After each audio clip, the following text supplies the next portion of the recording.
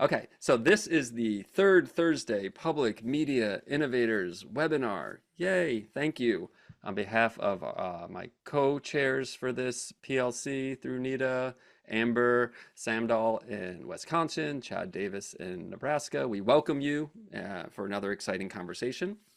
We're going to take a break from talking about games, which we've done for the past 2 months, and go back to a fan favorite, which is AI. Can't get enough of it. And this time we are so fortunate to be joined by a bunch of colleagues from throughout the PBS public media ecosystem who are going to talk about how AI is playing out in very specific sectors of where they work at the station and also nationally.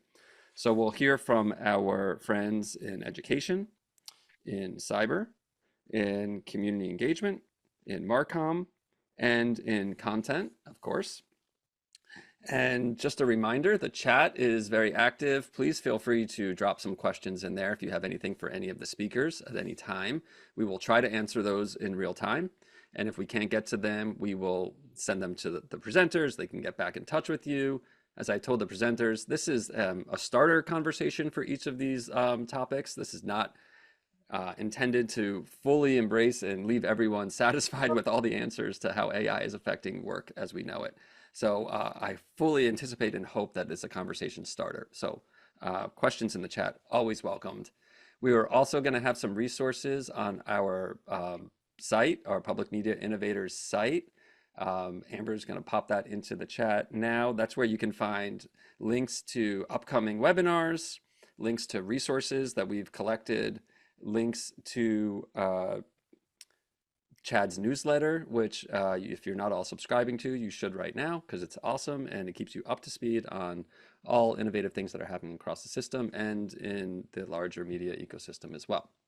So my name is David Huppert. I'm the director of the Media Innovation Lab at PBS North Carolina, and I have the pleasure of sort of facilitating this and turning it over to each of our colleagues in different PLCs, NITA PLCs throughout the hour. I'm just going to preface this with one quick statement that the question is like, why do we keep on going to AI? Why do we keep on going to AI? And I guess the answer is just that like our public media status, just media status in general, or media ecosystem it's under threat, right? I mean, people are abandoning broadcast, they're going to streaming, there's influencers on social. It's changing so rapidly. And one of the biggest disruptors is like, what is AI going to do to help us maintain a foothold, or at least give us a competitive advantage, or not to fall too far behind? So it's on us to sort of recognize these threats. I don't think it's personal towards public media. I think there are other threats to public media. See Chad's newsletter from today that it speaks very directly to what's happening in the world.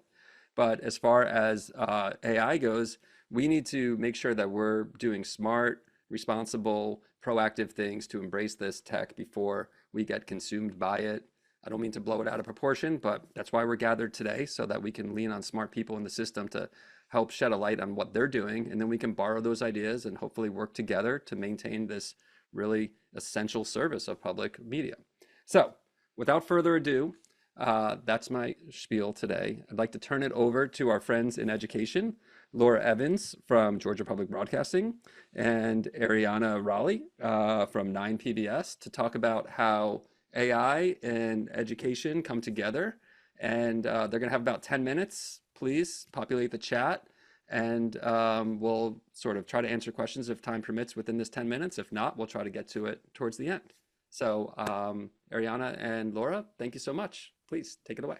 Thank you, David, and hi, everybody. It's good to see a lot of familiar faces. I'm Laura Evans, VP of Education at Georgia Public Broadcasting, and I'm on the Education PLC with Ariana, and I think I saw Kathy Cook's in here. She's our chair this year, and a couple others, and Lindsay Fote, who kind of heads us up on the NITA side. So it's good to see you all. I will preface this with, I am no expert in AI. I'm just looking at this through the lens of what are the implications for education? How do we support educators, a lot of whom are also mystified by AI and are trying and struggling with grappling with some of the same concerns that we all have. So I was just going to start off with kind of where we are in education, the implications, but also some of the pitfalls that we're seeing with AI, and then talk through a little bit about what we're doing at GPB on the AI side. And Ariana, jump in whenever and feel free to contribute. So I'm going to share my slides. I just have 3. I'll be really quick. Can everybody see that? See my slides? Okay, Yeah. cool. So I just wanted to start with kind of what are the implications and what are the possibilities in education? And I think the biggest one that we're seeing and the biggest, thing that gets educators excited is the idea of more personalized learning for students. Those of you who are in education or know educators know that most teachers have a room of 30 to 35 students at this point. And it is very challenging for educators to personalize the learning experience for that many students. And I think that's something that excites all of us in education, is this idea that AI is going to allow more differentiation and more personalized learning in that space. Which helps. It can help analyze student data to create those personal learning study plans and tutoring or special learning experiences, just to help improve student learning outcomes. I think it's also exciting to think of, for teachers to think about a more streamlined teaching experience to help them make better decisions. AI can automate some of the more mundane administrative tasks that educators are up against, freeing them to focus on more personalized learning. I think AI also has the opportunity to really enhance the learning experience for students, creating, better curriculum and enhanced engagement.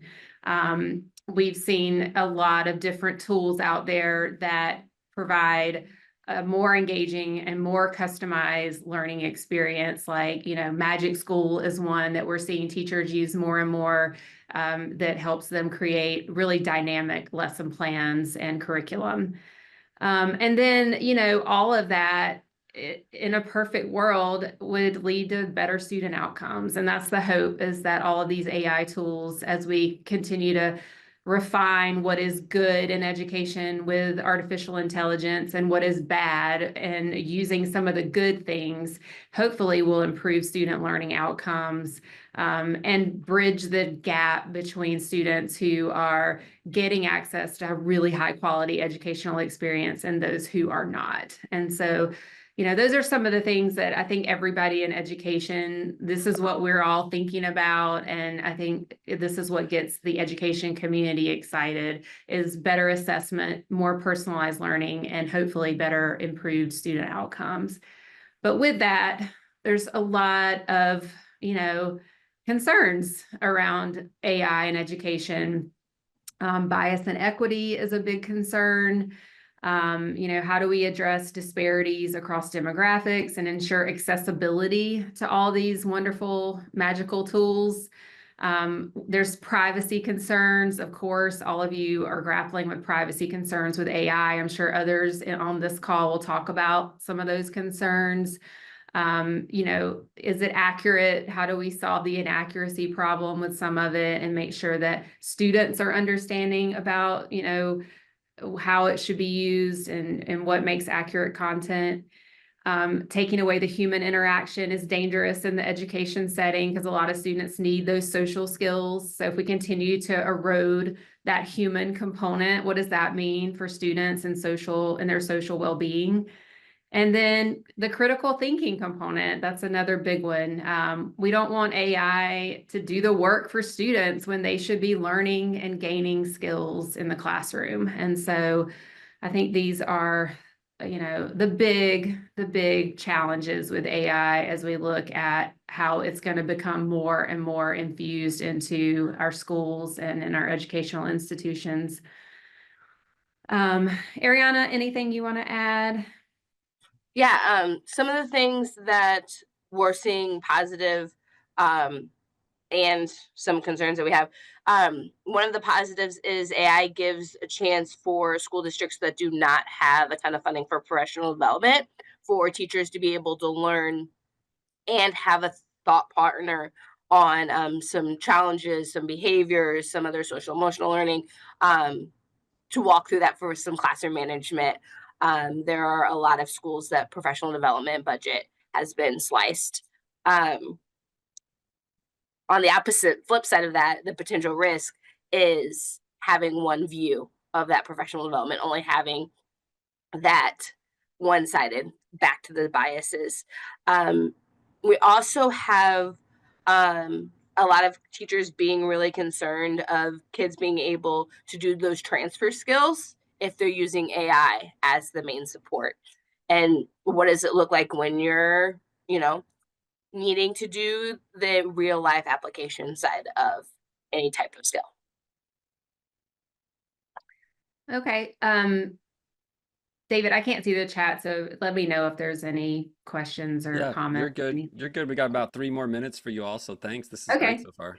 Thank you. So I was just going to end on like, how is GPB addressing?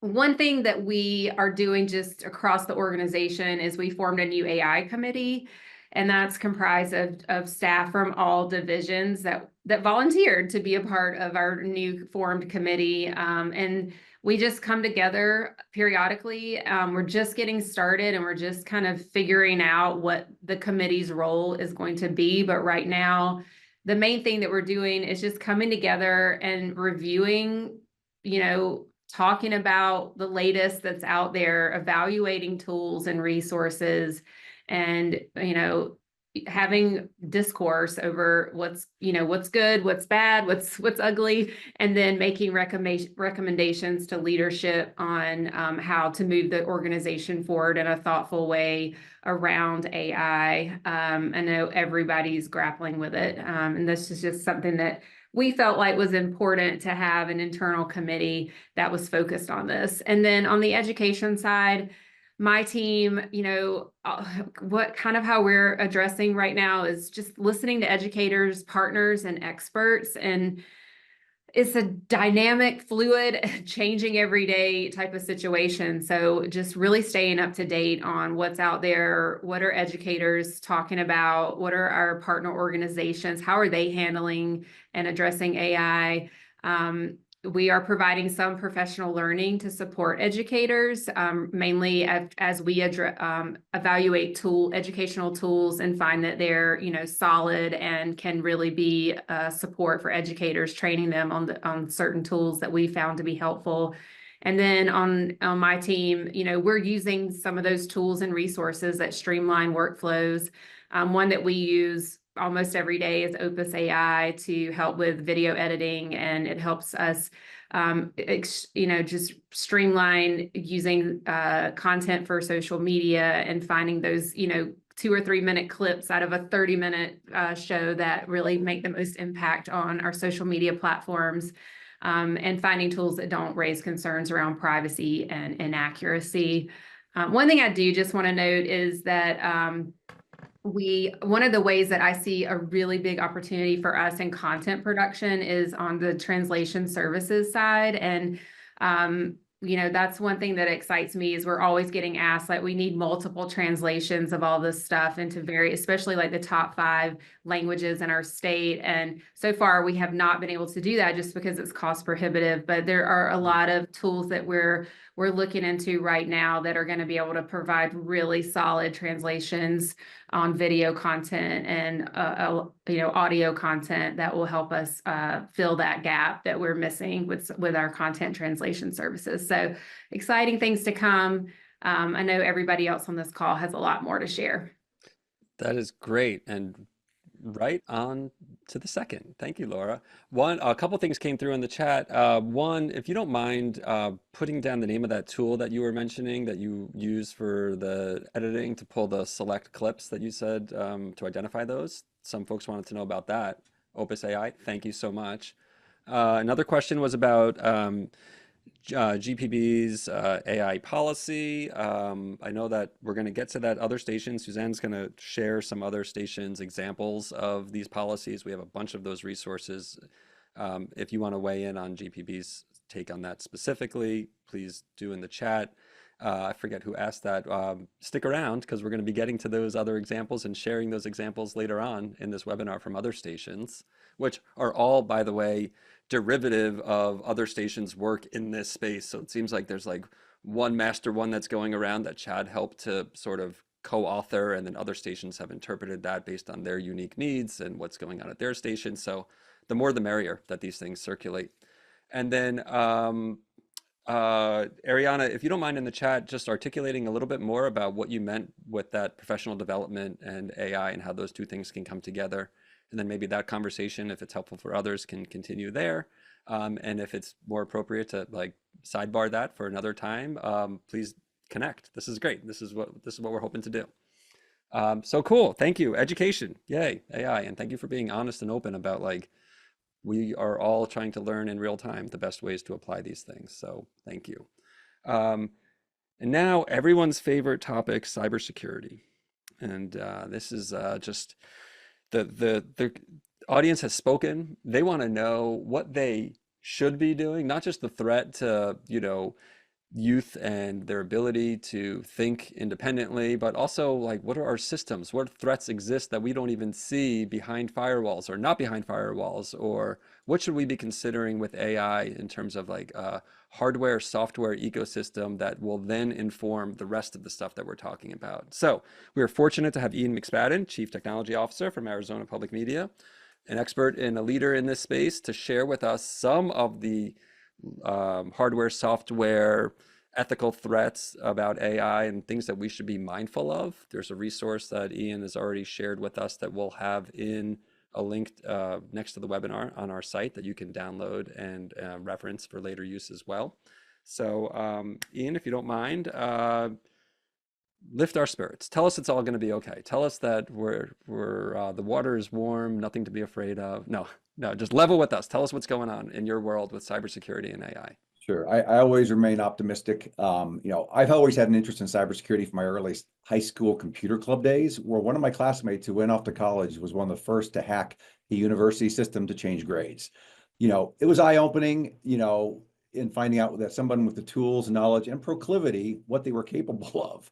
And today working at a university station on a physical network with thousands of engineering students who have tools that they are practicing with.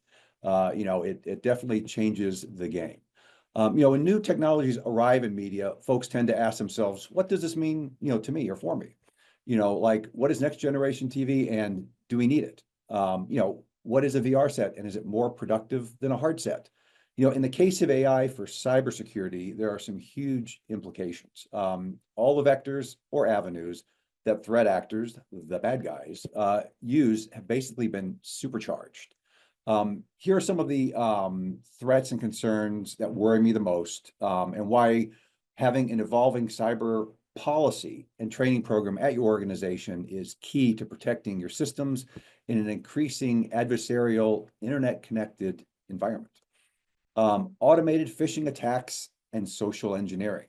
So AI, in the same way as it helps create things that you weren't aware of visually or aggregate data and pull the machine learning aspect out of that, these tools can be used to supercharge, things that people are currently doing. So AI-powered phishing, where attackers use AI to craft highly personalized phishing emails and messages that analyzing victims' online behavior, their interest, and communications increases the likelihood that users will fall for these. Many of you saw the early, Nigerian prince emails that came out that people looked at, and or ones from overseas that had misspellings and formatting. AI will put together proper grammar, great graphics, and detailed information. You're probably even seeing these from salespeople nowadays, where they seem to know you, who you are and what you've done in your career, because they're using AI to aggregate information and target specific things for you. Voice cloning and deepfakes, AI generated voices and video deepfakes can impersonate individuals convincingly, leading to social engineering attacks such as emails or voicemails from your CEO or your CFO asking for things that you really need to be aware of. Malware creation and evasion. AI is now being used to not just generate code, but to generate malware code. So basically, they're using these tools, the bad actors, to use machine learning to say, okay, what's the best malware? How do we improve malware? And even scarier, polymorphic malware. They're actually writing malware now that can adapt itself to AI searches for malware. You know, it's an arms race. It's technology versus technology sometimes. You know, AI powered vulnerability exploitation. You know, and this is where you get automated vulnerability discovery, where AI can be used to scan systems known for vulnerabilities at scale, enabling attackers to discover and exploit weaknesses much faster. Zero-day exploits. You know, AI again, because it can do the work of 100 or 1,000 people at the same time. It's no longer one guy sitting behind a keyboard analyzing things. It's a machine going out there and doing that work for them. So in the same way that we want to employ machines and technology and software to be more efficient on our end, you know, whether it's creating content, whether it's distributing things, whether it's creating multiple language, you know, content, bad actors are using the same skill sets and same tools to increase their ability to, you know, penetrate your systems. AI powered botnets and autonomous attacks. Again, it's one of these things where a botnet is basically, or had been traditionally, a system of remote computers that a bad actor had access to that could, you know, do a denial of service attack on your video stream for your live event, or, you know, shut down your website by too many requests. You know, nowadays, not only is it just a single person, but they can automate the process. Again, kind of automation is a big theme in this, where the machines can do multiple tasks at the same time versus what an individual could do. You know, it can be that much more challenging to try to push back against. You know, and weaponizing AI specifically against your defenses. You know, most of you, whether you're a university station or even a small one, have a firewall, have certain things in place that are there to help protect your content, your membership data, you know, your credit card information, your donor lists, all those important things to the station. You know, and if you have an AI system and a bad actor, and you know, and I bring this up because you're seeing hospitals, utilities, churches, I mean, lots of different targets. You know, public media can and I think always will be a target. We, even though we're out there doing good for our community, those are those in the community that might not agree with what we're doing for our communities and may see us as a target, either for maliciousness because they don't like what we're doing, or for profit. You know, the fact that they're, you know, holding schools and other small organizations hostage for ransomware, saying, oh, you're not going to get your donor list back unless you pay me. These are scary things that can happen. And there are tools and procedures. Again, you know, having stations think about cybersecurity, having your IT and your leadership teams having those difficult discussions on what are we going to invest, whether it's dollars, whether it's time, whether it's just, you know, developing policies, are important in today's modern age. Hey, Ian, I'm going to jump in for a quick second here. Moderator privileges. We got like 3 minutes left for you, but I'm curious. A lot of what you're mentioning seems like practical, sound advice, and I hope that technology officers at every station is thinking about this as thoughtfully as you are. Is there anything that those of us that do not spend our time worrying about protecting others on the back end should be doing to make sure that we don't inadvertently leave the door wide open? You know, it's the simple stuff. And again, I think if most stations have a cyber policy or some kind of cyber education, you may have already heard this. But it's as simple as, oh, I found a thumb drive in the parking lot. I wonder what's on it. Don't plug that into your work laptop. You don't know what's on it. You know, and for content creators, sometimes you get content via FTP or someone sends you a hard drive. You know, you should never just plug your hard drive directly into your editor. You should have a computer somewhere where you can plug it into, scan it for viruses or malware, and make sure that it's clean before you plug it into your edit system. You know, we have been used to in the past so freely accessing content for creation and distribution that the idea of, you know, some of these procedures seem, you know, draconian. You know, when I worked at the DoD, they actually disable all USB ports on computers, so you can't plug a hard drive or a thumb drive in. They don't want an Edward Snowden taking things off the system. Mm. You know, so it's one of those things where it's stuff that you wouldn't think is dangerous. Our one of our information security officers at the university on a call this morning said he got an email from internal, someone's email account had been hacked in HR that basically was saying, here are your benefits for the year. It's open benefits enrollment time. So he's like, Yeah. oh, great. You know, and it's one of those things where he was like, he opened it and he saw links and he goes, they shouldn't be links inside a PDF. He scanned it, saw that they were bad, you know, and kind of let Oh, the wow. ecosystem know. But, you I'm going know, to ask a follow-up question that I'm not Yeah. sure I want to know the answer to, so I might cover my ears depending on where you go with this. But how concerned should we be with using like chat clients like ChatGPT and doing a simple query?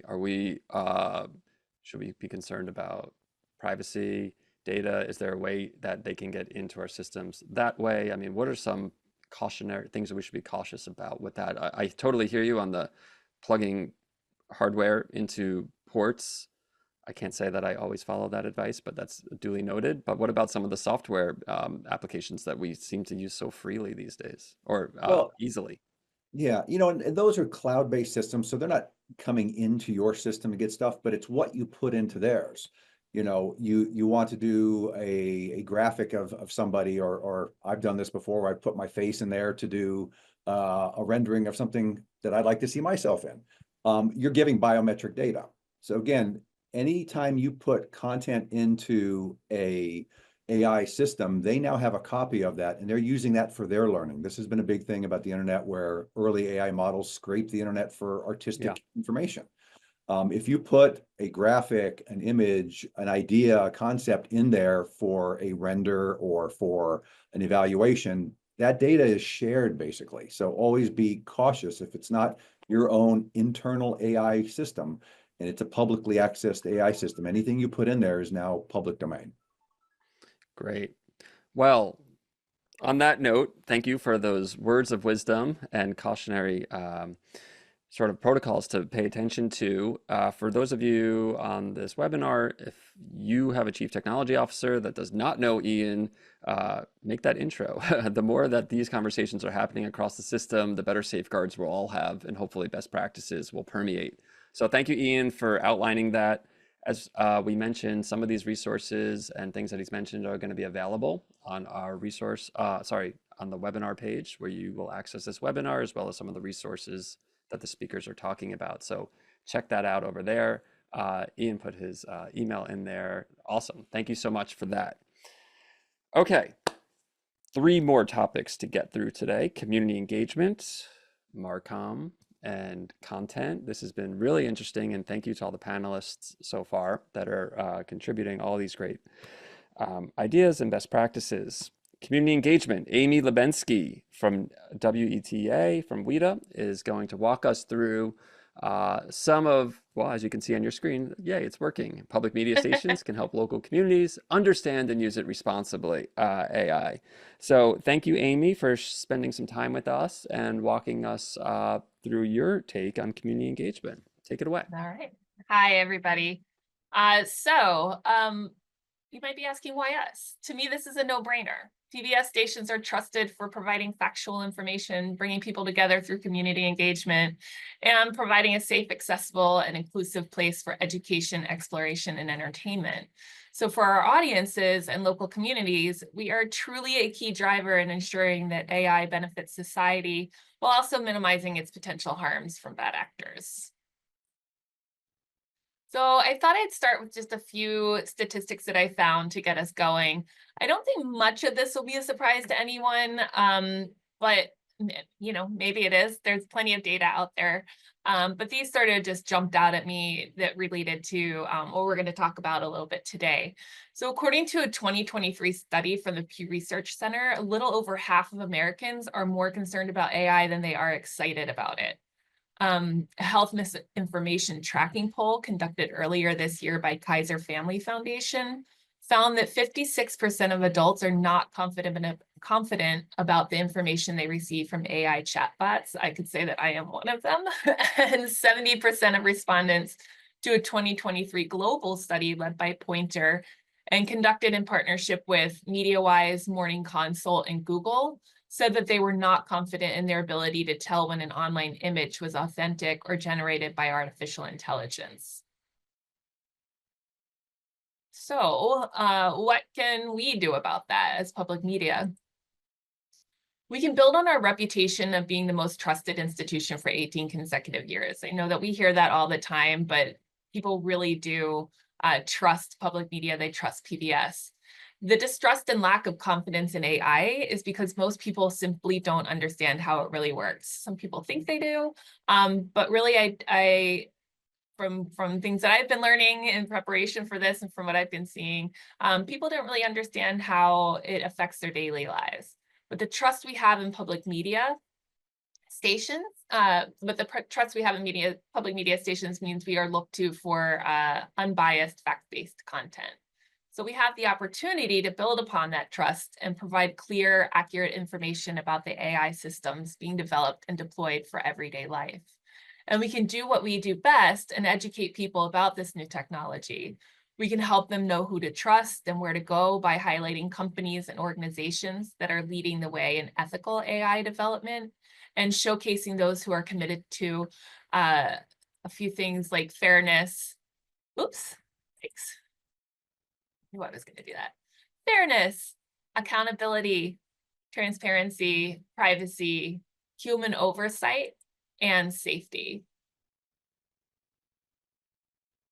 People get us. We are really good at talking to the little kids, lifetime learners, and older grown-ups. Public media makes it all make sense for every generation. So we can raise awareness and make AI more accessible by explaining what it is in basic, simple terms with clear, non-technical jargon. We have platforms we can leverage to create easy to understand content that demystifies AI and helps break it down into digestible pieces through news coverage, public affairs programming, explainers, interstitials, mini documentaries, podcasts, virtual conversations, and interactive games and quizzes. We all do that really well. I get to see it every day across the system. By making AI more accessible to people, we have the ability to empower individuals to understand the things they interact with regularly. I think that most people accept the recommendations that they're presented on streaming services with, but they don't really understand how it works. And do high school seniors really understand how algorithms may decide whether they get into the college of their choice or if they qualify for that much needed student loan? Are our smartphones and Alexa really listening to everything we say so that they can help us better? And what really drives news feeds on our social media platforms?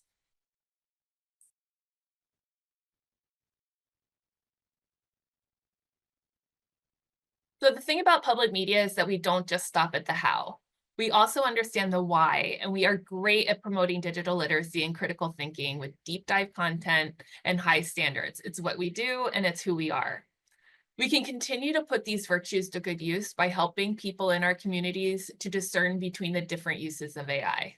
A yummy cookie recipe is an algorithm, while a recommendation on a streaming service like Netflix is machine learning.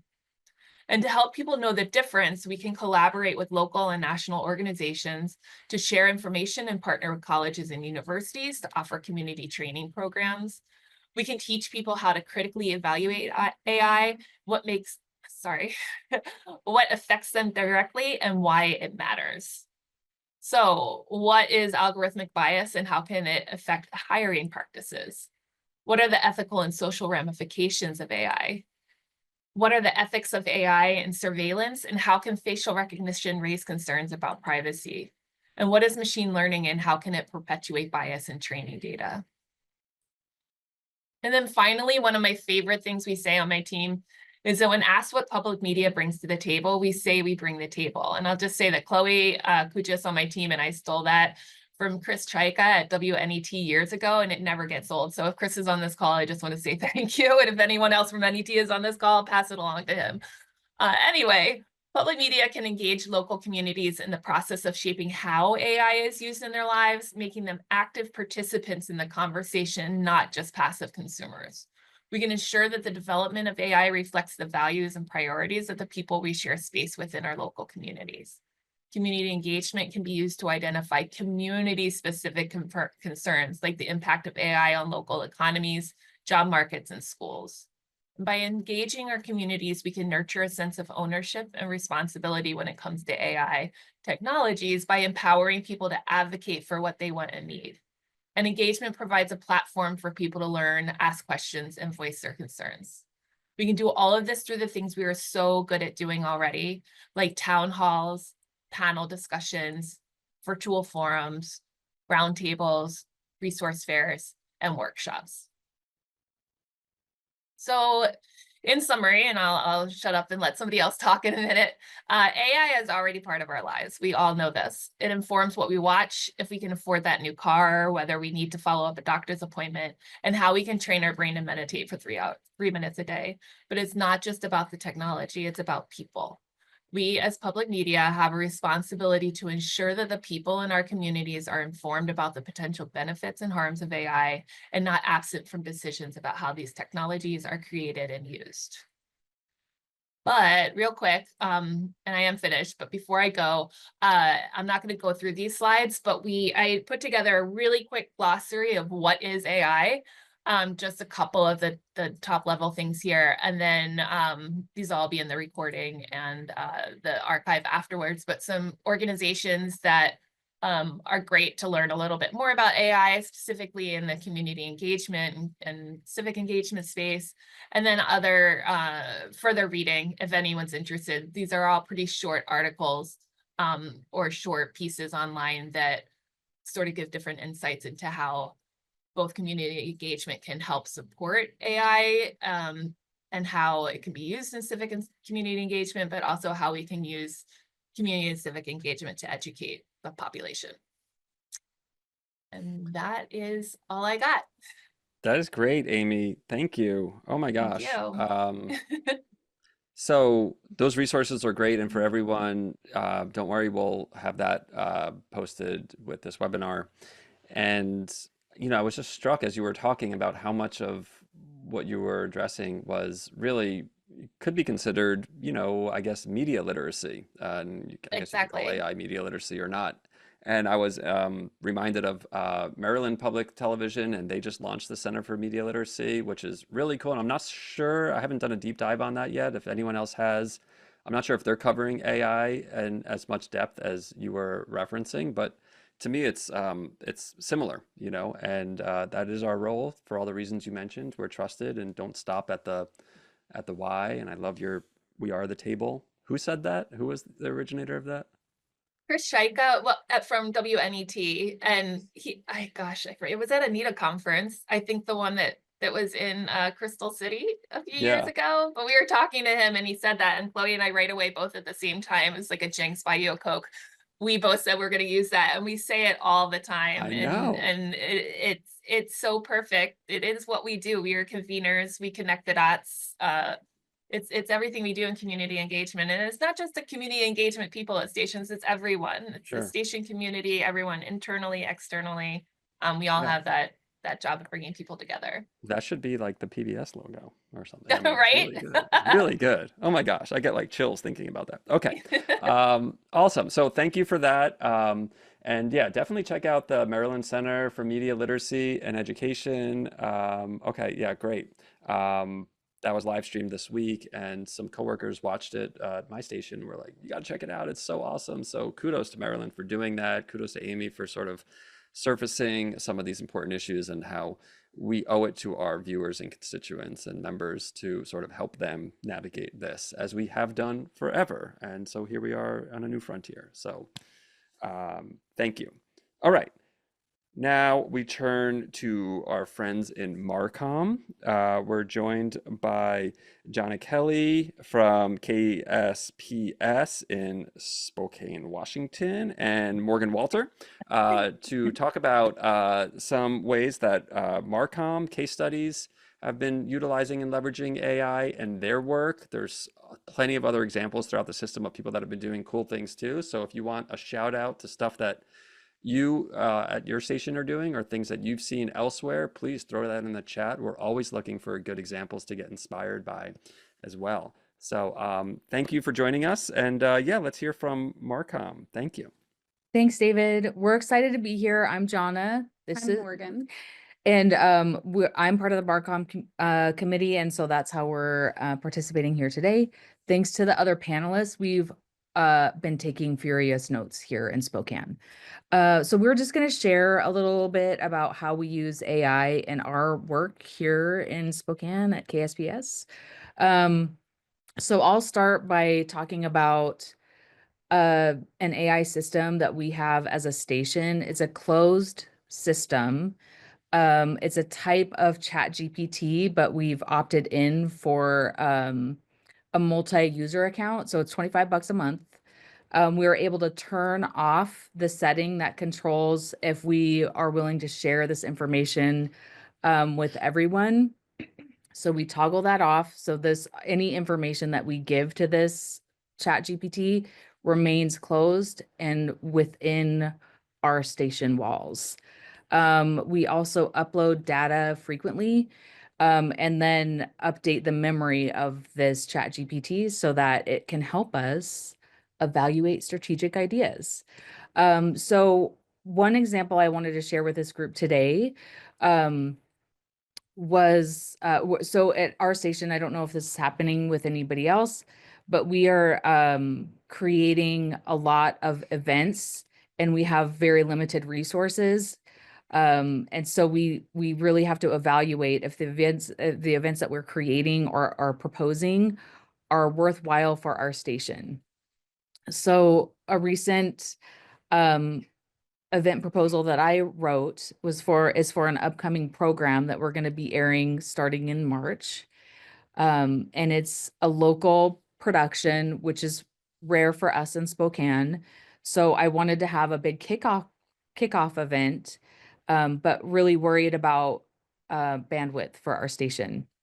So I wrote a proposal, fed it to our chat GPT, and asked specific questions about how this may affect our station and if it was a good idea. So this idea is really leveraging AI as a neutral third party to evaluate ideas. So I knew of two specific initiatives that development has that I really wanted to help propel with this event. One is a climate initiative, and one is growing mid-level membership here at the station. So I fed my event proposal to AI, like I mentioned, and asked those two specific questions, and then AI gave me an answer. It assessed how how this event could support these two station initiatives, and then it highlighted opportunities to further integrate programming, fundraising, and community engagement. My key takeaways after I got this, it was instant, by the way, too. It was like immediately I had the answer. I was able to refine my proposal after I got the feedback from AI to make the event make more sense for our station, and aligned more closely with our goals across programming, fundraising, and community engagement. So any questions about how we use this AI system within our station before we move on to how Morgan uses AI for her work? There are people interested in I think that you've raised a lot of really cool eyebrows here. People are like, whoa, how can I do that? I think maybe we don't have time for it right now, but I think if people want a walkthrough of this, is it possible that maybe you can schedule something like open office hour or something like that, where people can drop in and you can just demo this for people? Because I know I have a lot of questions, but I want to also, by the way, we have like 4 more minutes for you all Okay, before we get we'll to burn through it. Suzanne. Yep. But please put your email in there, and then maybe we can follow up with the group, because an open office hour about this seems like an excellent sort of thing that I would definitely want to come to. I would love that too. Okay, great. We will Cool. do that.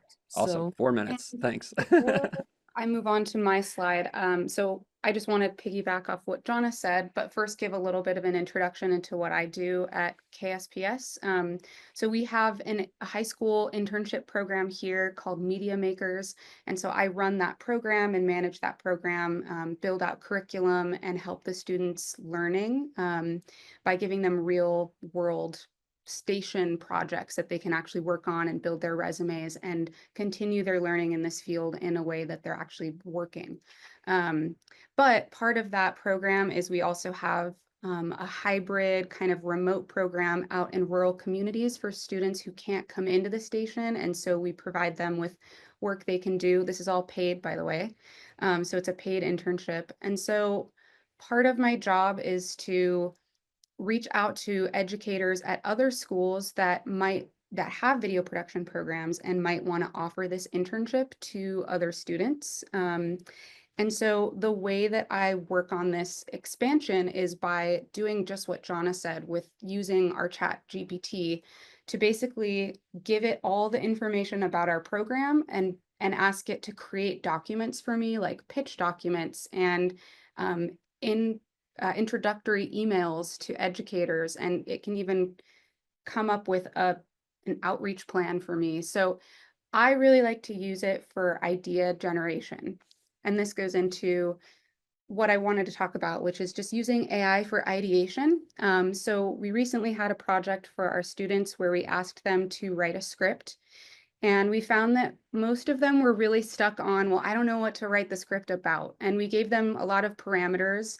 Okay, it has to take place here at the station, only use 2 characters, try to focus more on action instead of dialogue, but they were still really stuck on what the plot would be. And so at this point, I was like, okay, you guys are allowed to use ChatGPT to come up with an idea, but you cannot use it to write your script. And the reason I did this was because I wanted them to get past the writer's block of coming up with the idea in the first place. So that way they could really focus on developing their dialogue, structuring the imagery, and really starting to learn how to write a script, because that was the goal of the assignment. So I think that we can all be really scared about, letting students especially use AI because we want them to learn. But in this case, I was able to use it to remove a barrier to their learning and allow them to get into what the lesson was really about, which is learning the anatomy of a script and how you use it to tell a story. So it actually worked really well. They all came up with ideas and then they were chatting amongst themselves and refining their ideas from there, and everyone wrote their own script. So I think it was a good way to remove creative blocks, and it's what I do in my work. So, why not teach them how to use it responsibly as well? That's awesome. Oh my gosh. Between the both of these use cases that you've identified, I think we have a whole separate webinar or office hour, or as Amber mentioned, maybe a screen recording or something. So thank you, Morgan. Thank you, Jonna, for I know that we just barely got to everything, but were you going to add Sure. something? Yes, I just wanted to mention that this screens that you saw today during our presentation were generated by AI. Ah, there it goes. Very Thanks, cool. everybody. Thank you. And to be continued for sure along both those fronts. So thank you for all the great work you're doing in Washington. We're going to turn it over to Suzanne Smith from WFSU in 1 second. But before we do, because we're coming up towards the end of the hour, and I know some people have to jump off, Suzanne, you're going to close us out. Just want to let everyone know that the next webinar, December 12th, will feature Talia from PBS Standards and Practices, Talia Rosen. And so a lot of you are asking, like, that's cool at the station level, but what's PBS doing about this? And what are like the big overarching sort of guidelines and things that we have to adhere to? So Talia will be here to help answer and address some of those. So feel free to register for that. The link is in the chat. That's the December 12th. Just wanted to plug that before we wrapped. And Suzanne, I am sorry, we have 7 minutes for you, not 10. This is my fault. I took too long blabbering between each panelist because I was just so inspired. But please. It is fine. We will get what Okay. we can get done. Cool. All Thank you. right. Hold on. Right. Can y'all see my screen? Yeah, we see you if you wanted to go Okay. into presenter So mode. this is a Perfect. condensed version of what we're talking about. One of the things I wanted to go over is some best practices for AI policies. Some of these key highlights came from a session that was done at the NETA conference at the 2024 one, and the full presentation is on Public Media Learns. Jessica is online right now, Chad's online, Amber's online here with this conversation, so you can have some more things, and they have provided examples of their AI policies. One of the things that we kept coming back to, and I think Chad's the one who said this, was people first, people last. And when you're working on your best practice on your policies, keep that in mind, beginning, middle, end. People first, people last. And the core principles, now this is way summarized down, but you should require human oversight and review of all AI generated content. You should maintain transparency about AI use, not just in how you're using it within your station, but how you present that to the public. Use your own station's ethics and values as guiding principles. Most stations have ethics policies or follow an ethics policy, whether from NPR, PBS, or Society of Professional Journalists, etc. Also, and many people have mentioned this today regarding the AI inputted information that you put into ChatGPT, you almost have to treat it as public data. Now, these are just some 4 things, and if we had a little more time, I had some more stuff, but I'm going to skip to the documents. If you can put that into the chat, the link, so that you guys can all have access to this. In addition to the documents, one of the things that a lot of the first steps for finding AI policies that stations have been doing is they're looking at what other stations are doing. And we have a list of links that not only can show you with some guidelines that are being considered with some blog posts, but actual AI policies that can be found online, and you can use those in your processes at your station to determine what kind of AI policies you want to have. Getting into some uses of generative AI in content.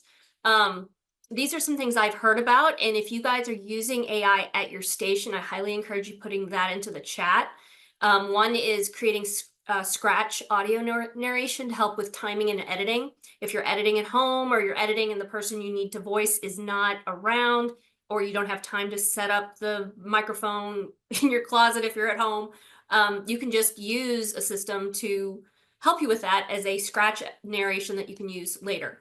I know somebody who was worked with a lot of new students, writers and journalists who they'd have different tenses in their script. And so she would use it to change out the tenses of the script so it's all matching. It's already been written by the intern, but she converts it and then reviews it afterwards. Some people are using it to write short and long descriptions or first draft descriptions for YouTube or social media. There's also using it to summarize documents or key points in transcripts. And we also have at my station just started. I think we've had it for like a week, using Opus to help create clips for social media. One of those things that I wanted to show for this creating the scratch audio narration, and Amber is the one who turned me on to this, 11labs.io. They have paid ones as well as free, and this is a free one where you get like 10,000 characters or words a month that you can use, and you type in something and then you can play it. And so this is what in the creation of the 1924 and voices that you 1974 choose. cabin replicas, local organizations like the Boy Scouts took I'm care not of the gonna play the whole in the thing there. creation of the construction. And then, but if you don't like the female voice, In the go with the male creation of the voice. 1924 and 1974 cabin replicas, And you in download the creation of you download that, and you get right into, you can put it into your Premiere Pro files, cut it up like you would any other audio. You know, make it longer pauses, shorter pauses, but it can help, like I said, if you're trying to, you know, if you don't want to play it, or you just want to change a word, it's a great way of using it, and you're not using that as your final project. I wanted to play this video. This was available this summer on the stuff that's coming to Premiere Pro, and actually a lot of it already is. So I wanted to share this with you. It's about 3 minutes long. I don't know, Suzanne, hold on. We before don't you have go there. time? Yeah. I don't We don't think have we're time? gonna have time because we're right at the Okay. top of the hour, but Okay. All right. I will put So the then I link. will share the next thing real quick. Yeah. There is a link that if Amber could share of the things that are available right now in Premiere Pro 2025 version. If you have that already on your computer, there are things probably you don't even realize yet. You might have noticed that your transcript and captions are working a lot better than they used to and a lot faster.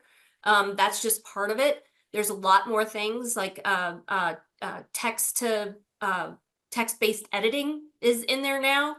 If you need to learn how to use it, there are now videos that will take you through their Premiere Pro has in-app tutorials.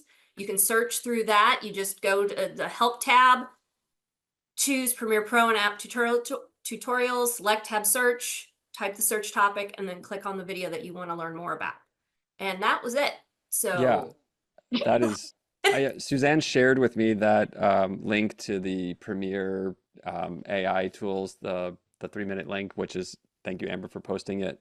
And it's just going to be a game changer. Oh my gosh. I mean, it used to be such a heavy lift to try to think about doing that in the video space. I mean, photos was one thing, and then it's like now everything that you can do in photos is pretty much going to be able to happen in the video space as well, which is just so cool and so amazing. And I think that the order and the sequence that we did this in terms of being trustworthy, thinking about the audience, all of that rolls into how we use these tools. So we'll just keep all of that in mind. I know that that's front and center in your mind, Suzanne, as you're thinking about how to leverage these tools in our workflows. So thank you for taking such a thoughtful approach to exposing us to some of these tools and how to use them. Everyone, that is it. It is 2 o'clock. Thank you for those of you that joined us. Thank you to the panelists. I know it feels like we barely scratched the surface on all of these topics, and that's because we did. There's so much more to talk about.